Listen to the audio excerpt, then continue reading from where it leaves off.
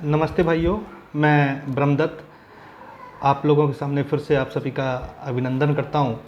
और जैसा कि मैंने अपने पिछले वीडियो में बताया था कि महिला अगर आपके खिलाफ़ में अगर झूठी शिकायत करे तो आपको किस तरीके से अपना बचाव करना है, तो उसका मैंने पार्ट 1 इसलिए बना पाया था क्योंकि लाइट हमारे यहाँ चली गई थी और आगे अपना हम कंटिन्यू नहीं कर पाए थे। इसलिए हम उस वीडियो को कंटिन्यू करेंगे और बताएंगे कि आपको अपना बचाव किस तरीके से करना है और क्या क्या चीज़ें आप लीगल वे में कर सकते हैं और अपना बचाव कैसे कर सकते हैं। इसी संबंध में हमें आज आपसे बात करनी है और ये जो वीडियो है हमारा वो अंत तक देखना, क्योंकि ये जो महिला कानून है हमारे समाज में हर पुरुष पर हावी है और आपका दायित्व बनता है कि आप इसको ज़्यादा से ज़्यादा शेयर करें, हमारे चैनल को ज़्यादा से ज़्यादा सब्सक्राइब करें और आप अपनों को बचाएं, अपने परिवार को बचाएं और जो आपके आस पड़ोस में जो लोग रह रहे हैं उनको अच्छी तरीके से उनको गाइडेंस दे सकें। इसलिए मेरी ये मुहिम है और मैं चाहता हूं कि एक मास मैसेज के ज़रिए वीडियो के मार्फत आप लोगों तक अपनी बात पहुंचाई जाए। तो हम अपना वीडियो आगे कंटिन्यू करेंगे कि अगर आपकी पत्नी ने आपके खिलाफ़ में अगर झूठी शिकायत दे दी है थाने में, तो आप अपना बचाव कैसे करें, अपनी बात कैसे रखें। आपने देखा होगा कि जब भी आपके खिलाफ़ में शिकायत दी जाती है थाने में, तो उसमें अनर्गल आरोप लगाए जाते हैं, दहेज देने के आरोप लगाए जाते हैं, लेने के आरोप लगाए जाते हैं। जो भी कहानी होती है कथा से जो भी कहानी रची जाती है वो सारी की सारी वो लिख देते हैं। आपको नहीं पता होता है कि हमारे बारे में हमारे ऊपर क्या एलिगेशन लगाए गए हैं, क्या नहीं लगाए गए हैं।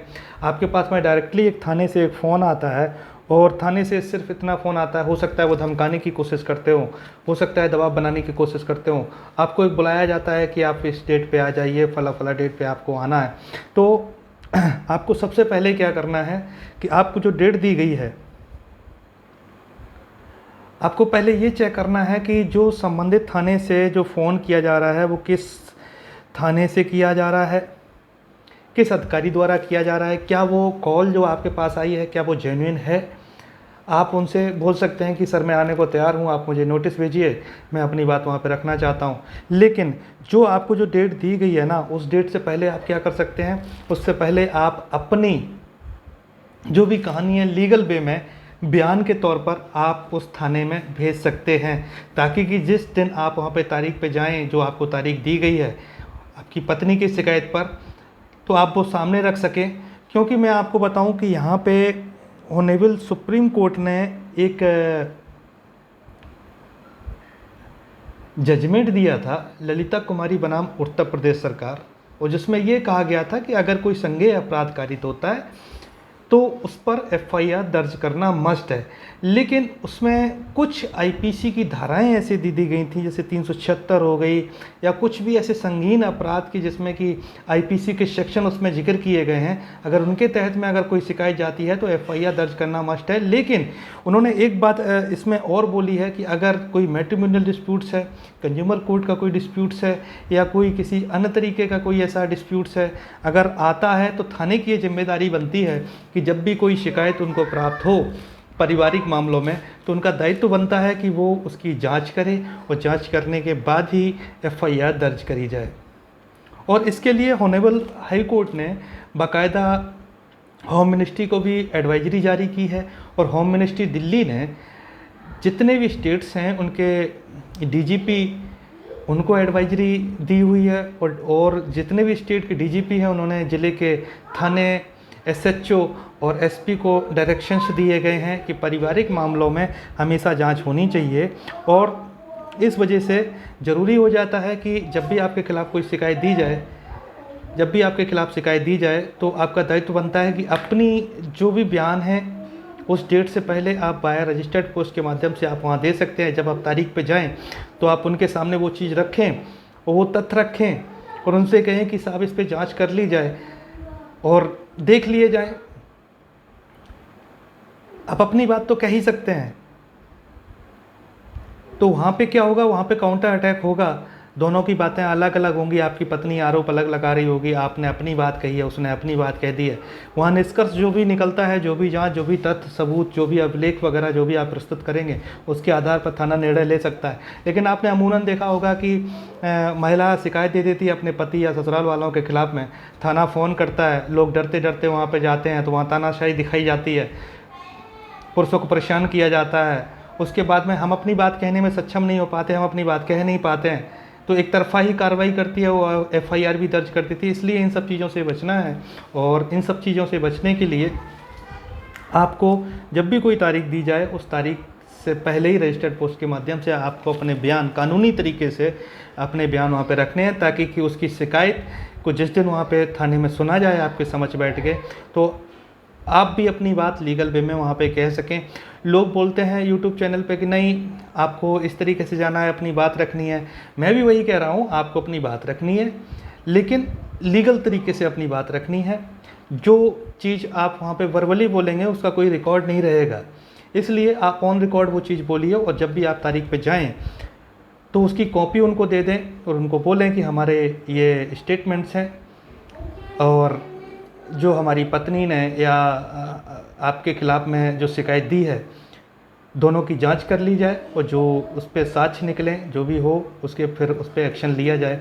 हम तैयार हैं। अपनी बात आप इस तरीके से कह सकते हैं, और वो संबंधित थाना है, वो आपकी बात सुनेगा, आपको समझेगा, और कोशिश यही करेगा कि किसी तरीके से मैटर को सुलझा दिया जाए। जब तक आप अपनी बात नहीं कह पाएंगे, अपनी बात कहने में सक्षम नहीं होंगे, तब तक एक तरफा कार्रवाई हमेशा चलेगी, चाहे वो कोर्ट कचहरी का मसला हो, चाहे वो थाने का मसला हो। अमूमन आपने देखा होगा कि हम लोग अपनी बात सिर्फ ये सोचते हैं कि भैया थाने में डेट आई है, चलो ठीक है थाने चले जाते हैं, वहाँ पे जाके अपनी बात बताएंगे। तो जो वर्बली हो रहा है ना वहाँ पे थाने में, आपकी पत्नी की शिकायत पर आप अपना पक्ष रखने गए, उसका कोई रिकॉर्ड नहीं है। इसलिए ऑफिशियली तरीके से करो। अगर आपके ऊपर अगर एफआईआर भी अगर दर्ज हो जाती है, और आपने अपने बयान अगर रजिस्टर्ड पोस्ट के माध्यम से आपने दिए हैं उस थाने को, और आपके खिलाफ एफआईआर दर्ज हो जाती है और उसकी प्री इन्वेस्टिगेशन नहीं होती है, तो भी आप एक्शन ले सकते हैं आगे चल के कि साहब हमने अपने बयान दिए थे, कोई जांच नहीं हुई है, मेरे खिलाफ में गलत तरीके से एफआईआर दर्ज कर दी गई है। और दूसरी बात, और जांच करना उनकी जिम्मेदारी बन जाती है, क्योंकि ऑनरेबल सुप्रीम कोर्ट का आदेश है जिसमें कि साफ साफ लिखा हुआ है, होम मिनिस्ट्री, डीजीपी सबकी एडवाइजरी है, तो उनकी जिम्मेदारी बनती है कि उस शिकायत पे जांच किया है। क्योंकि पारिवारिक मामला है, हर कोई ये चाहता है कि किसी भी तरीके से परिवार बचाया जाए, लेकिन जब आप अपनी बात नहीं कह पाते हैं तो वहाँ एक अच्छी कार्रवाई होती है। आपने देखा होगा कि महिलाएं बढ़ा चढ़ा के हमेशा दान दहेज की बात करती हैं। 2 साल, 10 साल, 4 साल, 6 साल, मतलब समय बीतता रहता है। क्या पति पत्नी में कभी प्रेम नहीं होता है? क्या हमेशा दहेज की मांग की जाती है? अगर दहेज की मांग की जा रही है तो तुरंत शिकायत क्यों नहीं दी जाती है? तो ऐसे बहुत सारे ऐसे तथ्य आएंगे, बहुत सारी चीज़ें हम आरटीआई से निकाल सकते हैं, एजुकेशन के बारे में निकाल सकते हैं, पुलिस डिपार्टमेंट से निकाल सकते हैं। एडवाइजरी जो है वो आपको यूपी पुलिस की वेबसाइट पे मिल जाएगी, या जो भी कंसर्न स्टेट की पुलिस आपकी लगती है उसकी वेबसाइट पे आपको एडवाइजरी मिल जाएगी। ललिता कुमारी बनाम उत्तर प्रदेश सरकार होम मिनिस्ट्री एडवाइजरी है, उस पर भी आपको मिल जाएगी।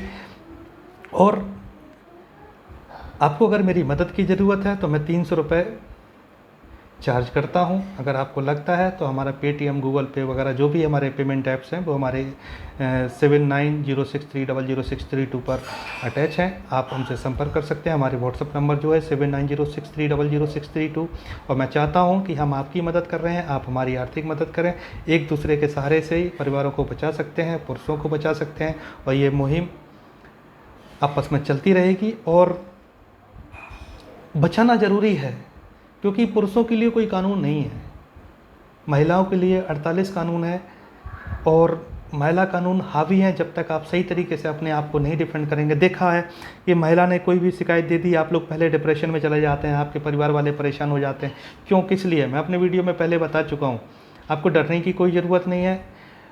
थाना, कोर्ट, कचहरी लॉ का, एक्ट का वायलेशन नहीं कर सकती है अगर आप अपनी बात सही से कह सकते हैं। अगर आप अपनी बात कह ही नहीं पा रहे हैं तो ज़रूर आपको नुकसान हो सकता है। इसलिए मेरी मुहिम ये है कि आप लोगों को इतना सशक्त किया जाए कि आप लोग स्वयं अपनी लड़ाई लड़ सकें। बाकी का हम अगले वीडियो में बताएंगे कि हिंदू मैरिज एक्ट 1955 के तहत में सिर्फ महिला को ही तलाक की अर्जी किन किन कंडीशन में दायर करने के लिए पात्र बनाया गया है। इसके संबंध में हम अगला वीडियो बनाएंगे।